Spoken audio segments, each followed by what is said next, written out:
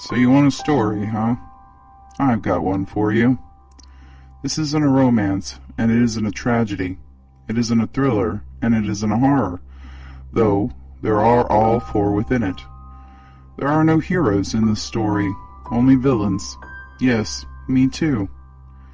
Nearly everyone, even my friends, dies by the end. But that end happens to be a happy one. No, really. How? Well, you gotta hold on and listen if you want to know how. Now, where to start? Life in Brooklyn has taught me a lot.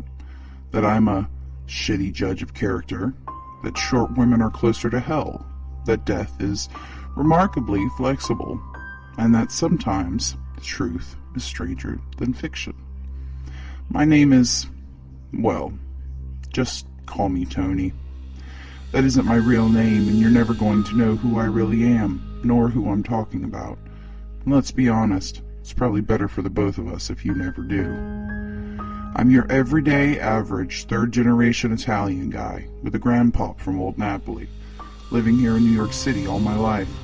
I grew up in Little Italy, but after a stint in the upstate due to a pharmaceutical issue, my grandmother isn't so fond of me being around anymore. So after I finished my parole living with my older sister on the Upper East Side, Ari helped me get this place down here in Gravesend by myself for the first time in my life. It's a pretty nice neighborhood if you think about it. The trains can be kind of loud, but Coney Island is just down the street and I can get a real Nathan's hot dog anytime I want. The population is mostly Jewish and Italian, with some immigrants scattered here and there, like everywhere else in New York City. I live in an ancient 3-story apartment building just down the street from a bodega named Ree's, and to the left of a hardware store named Rossi's, and directly across the street from a restaurant named Mino's on Avenue U. They've got good food. It isn't even that fancy of a place, but the chef will have you believing you've taken a trip to Old Italia to try some authentic Neapolitan pizza. And the prices are good, which is always a plus for an ex-con who hasn't yet found a job that the owner hasn't flinched as soon as the word felon falls out of my big mouth.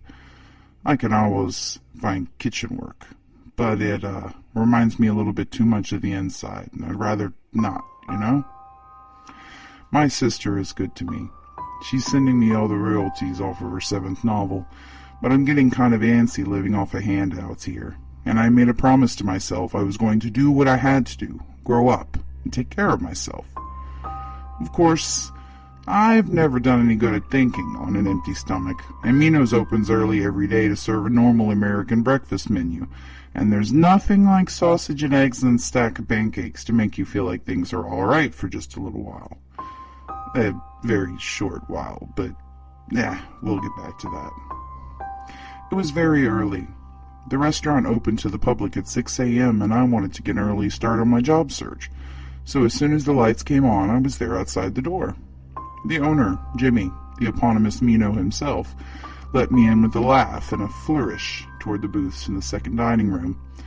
He was a skinny-looking guy in his 40s, the kind of guy you can tell works out most every day, but can't put on bulk to save his life. He was balding, but he always wore a nicely tailored suit and a smile that never quite reached his eyes. My sister calls it shark mouth, a million teeth shining under an empty dark gaze. You're just waiting for the white membrane to come down and the chomping to start. Early day, Tone. Yeah, Jimmy. Just headed out to do a bit of a job search, and I wanted to get a good start. He nods, but I can already tell he isn't listening because she came out of the bathroom at just that time. I didn't know her name then, but she was a tiny blonde that barely hit 5-0 barefoot. She was always wearing tall, red-bottomed stilettos and smart business suits and carrying this expensive leather briefcase. She was a knockout, frankly, athletic and curvy in the right different spots, but she was miles out of my league and I'd never even attempted to say hello to her. She ate here every day, even on the days I didn't, because I would see her leaving the restaurant at various hours as I sat and smoked at my bedroom window. Jimmy diverted his attention back to me, and I mumbled my order while I watched the blonde seat herself in her usual booth, the calf's blood leather briefcase sitting just to the side of her tiny feet. No problem. Coming right up. He clapped me on the shoulder, and I flinched under the weight of it. The guy was a lot stronger than he looked, and surprisingly, that little slap on my back sent me, a 295-pound man, stumbling forward just a bit, all overgrown 6 foot 7 inches of me. He didn't seem to notice as he practically floated across the room to the only other customer that morning, and I assumed took her order too. After that, he went back into the kitchen and started speaking to his staff. I could hear the braying Brooklyn accents over the roar of gas flames and the clatter of pots and pans. I sat down in my own booth and flipped through the local news on my phone. There had been a body found floating near Battery Park a few days ago, one early morning by a jogger, as usual. I'll tell you, that's why the only place I'll jog in this city is on the treadmill in my apartment. I guess the body wasn't all that unusual, just the state of it. It had been mutilated. Eyes removed, tongue removed, missing organs, missing patches of skin and muscle, missing genitals. All the bones there, though, perfect and unbroken, just no teeth and no feet and no hands. And this was the 4th such body found in this condition. New York City officially had a new serial killer on the scene. The NYPD were hoping for a DNA to give them some clue as to the identity of the victim, and they had a forensic artist try to recreate his face in a sketch that had been released at the press conference yesterday.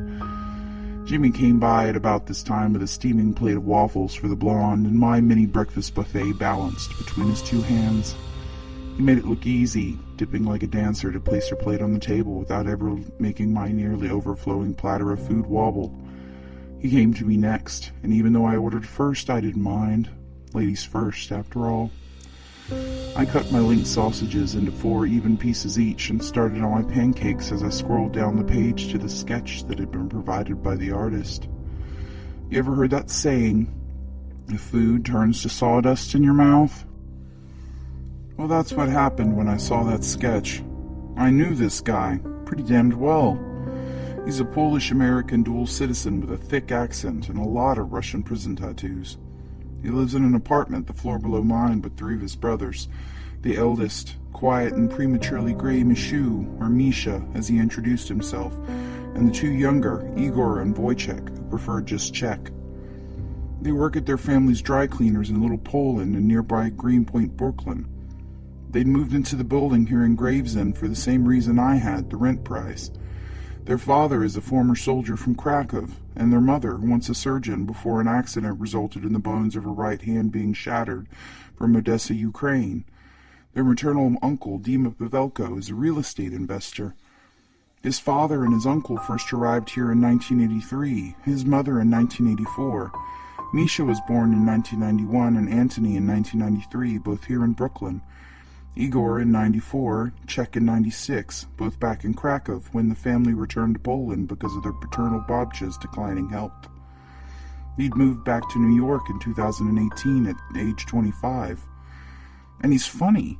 He jokes that his parents met and bonded over a shared love of hating Russia. He's damned smart. He speaks Polish, English, and Russian fluently. He recently learned and was helping teach his own mother Ukrainian, as she had grown up speaking only Russian as a citizen of the then USSR. He's a Gemini. His birthday is June 14th. His favorite color is purple. He loves to cook and bake and read. He always has a different paperback stuck in his back pocket whenever I see him. I'm surprised I haven't managed to memorize his social security number as well. His name is Antony Zabrowski Jr., or, well, I guess he used to be. His name is John Doe number 4 now, another victim of what the news is trying to call the East River Eater. Apparently the bones had gnawing marks in places, like from teeth. Not animal teeth, human teeth. There's a $20,000 reward for information on any of the 4 victims' identities, but let's just say the police make me a little nervous, so I probably wasn't going to be the first call to the precinct that they got, no matter what I knew. I choked down my food with a large sip of scalding, damn good coffee and looked over to my fellow breakfast patron. She was happily humming to herself with a voice that sounded like the ringing of a tiny bell, pouring a dark red strawberry syrup over her waffles and nibbling daintily on the pieces. The song was somehow comforting to me after the little digital shock that I had just had. I recognized it as a Karasimi tune, No, no, non si speri. My grandmother had always played opera from old vinyls as she ran about the apartment cleaning, and somehow that song made me feel a sense of peace and settled a pit in my stomach.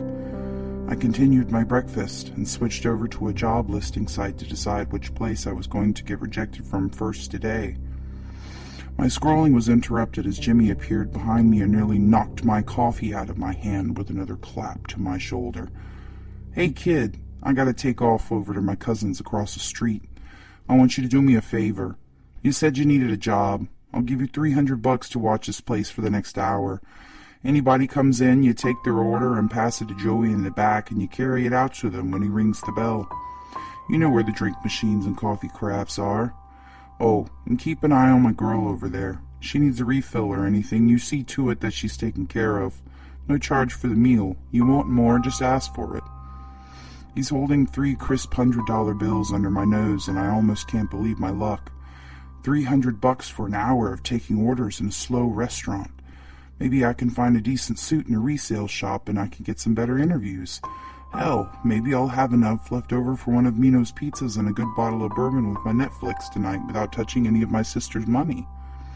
"Sure, man, no problem. Anything you need." Now, that's what I like to hear. Jimmy hands me the bills, and I stand and stuff them in my jeans pocket and reach out to shake his hand. As soon as his fingers close around mine, I regret it. My bones bend inward, crushing together under the weight of his grip, and it's all I can do to keep from wincing like a little girl. How does a guy that skinny get that strong? I really got to ask him about his exercise routine. He gives my hand a shake, and I discreetly wiggle the feeling back into my fingers as he lets me go. He says nothing else to me as 3 more men in suits just as nice as Jimmy's come out of the kitchen. One slips an expensive-looking wool coat over Jimmy's shoulders, and the second opens the door for him, and they all exit.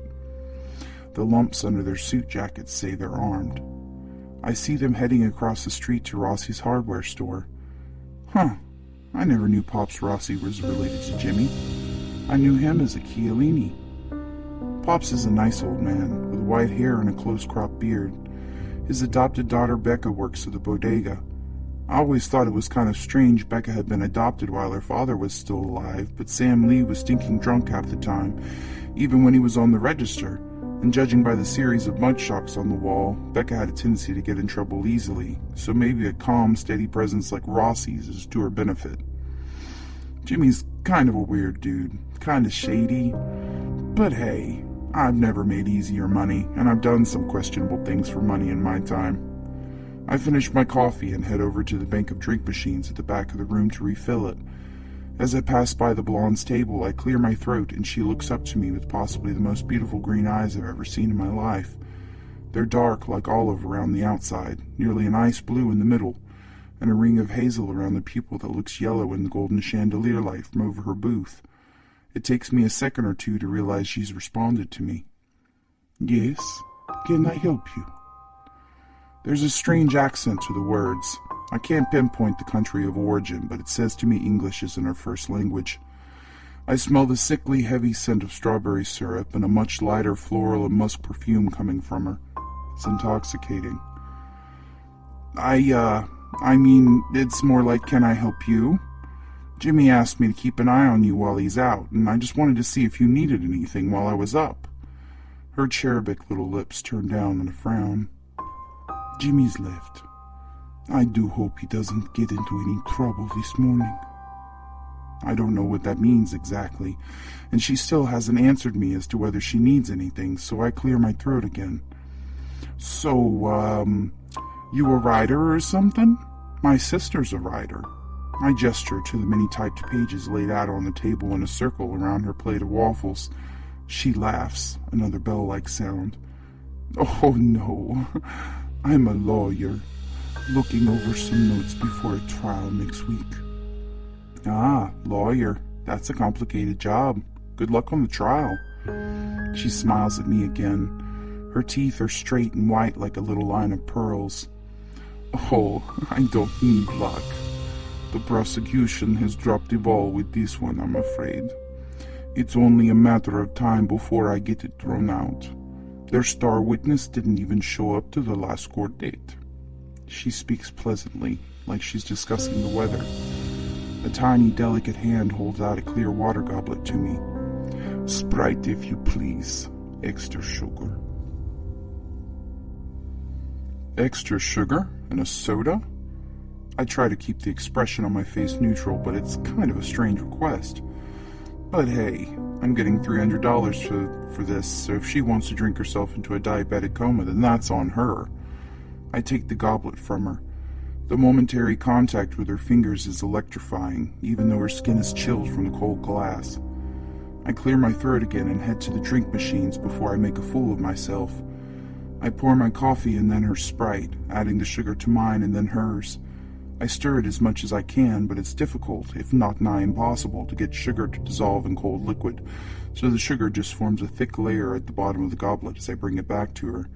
She stirs it again herself with her fork, takes a large sip of the swirling sugar floating in the soda, and nods approvingly. Del Joy, I would like another plate. And more syrup, please. I've run out. Yes, ma'am, I answer with a smile, place my coffee on my table, grab the glass syrup dispenser off of hers, and head back into the kitchen. I see an open door beside the walk-in refrigerator, and the cook is standing in the morning dark with a lit cigarette and a cup of coffee in the other hand. He only looks at me for a second before he jerks his head back to the stove. Waffles are in the warmer. Syrup's in the fridge on the left. Shake it up before you pour it. It gets thick. With that, he turns his back on me and takes another drag off his cigarette. Well, I wasn't exactly expecting a welcome party, so I can't say his cold attitude really bothers me, especially not when I see the 9mm sitting in the small of his back, tucked just over his chef's smock, and the 3 teardrops tattooed just under his left eye. If he doesn't want a conversation, I'm not going to push it. I open the doors of the warmer over the stove and take out the plate of waffles. They give off a sweet vanilla scent, and the plate warms my hand pleasantly as I open the walk-in and make my way inside. To the left, he said. I find a gallon jug of the thick syrup sitting on a wire shelving system.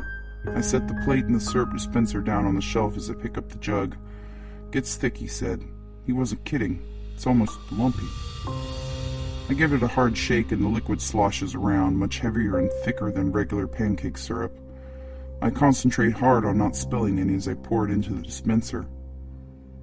I can hear it over the fridge fan. A gunshot, a shotgun blast. Now, it's not the first time I've heard a gunshot in the city, but that's not all I hear. I hear screaming, muffled, but a woman screams, and the sound of loud, male, Slavic-accented voices yelling from behind me back inside the restaurant. I peek out from behind the fridge door.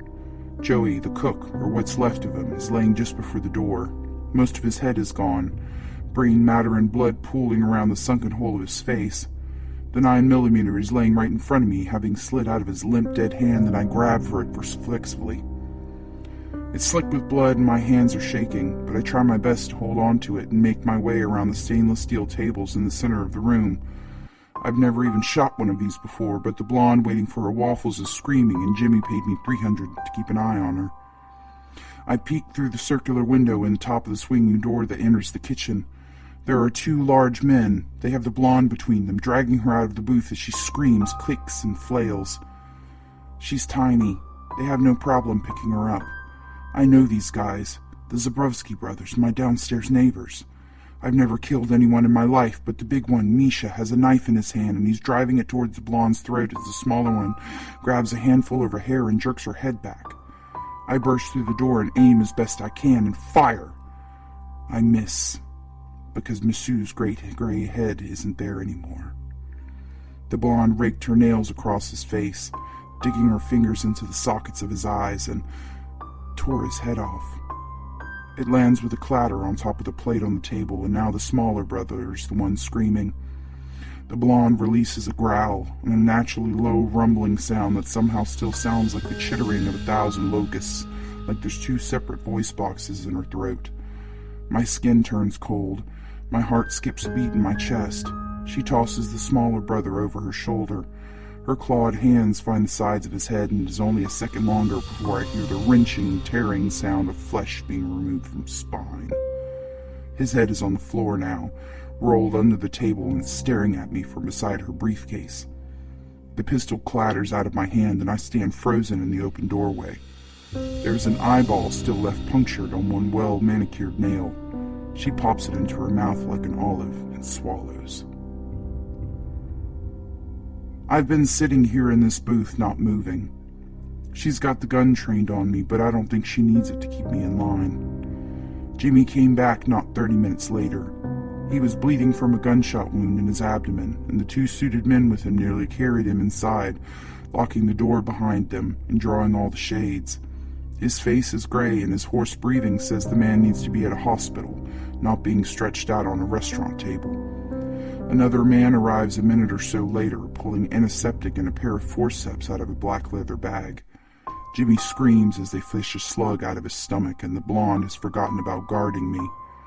I can't bring myself to try to run. She stands at the head of the table and uses the knife the Zabrowskis tried to use to take her head off to slit open her wrist. She presses the wound to Jimmy's open mouth, and he gulps like a dehydrated man being offered sweet water. As I sit and watch, the hole in his stomach grows smaller and finally closes. It isn't easy. Jimmy screams, muffled by her flesh, and convulses like he's being electrocuted. But finally she pulls her wrist away with a hiss and he gulps in air, no longer sounding like the death rattles he first came in with. They let me go eventually. Sent me home with another $1,000 for guarding the place while they were gone. Bianchi, the blonde, Jimmy says she likes me, and she'd like to see me stick around. I mean, hey, you said you needed a job. Looks like I got an associate position that just opened up. Perfect for you. Not like I can let you walk away after what you've seen. We start at 5 in the morning. Be ready. Bianchi stands just behind Jimmy's chair, her blood-stained hands putting over the smooth skin of his scalp like he's a pet she's trying to soothe, her eyes bent on me. I'm sitting in my apartment now, recording this into my cheap laptop and trying to hope I just hallucinated this entire thing. But I don't think so. I keep looking at the police tip number and trying to decide whether $20,000 will be enough to get me and my sister out of the city before Jimmy notices I'm gone, but I don't think there's any point. I know who has been eating the people that they find in the East River, and I'm not sure the police would even believe me if I told them.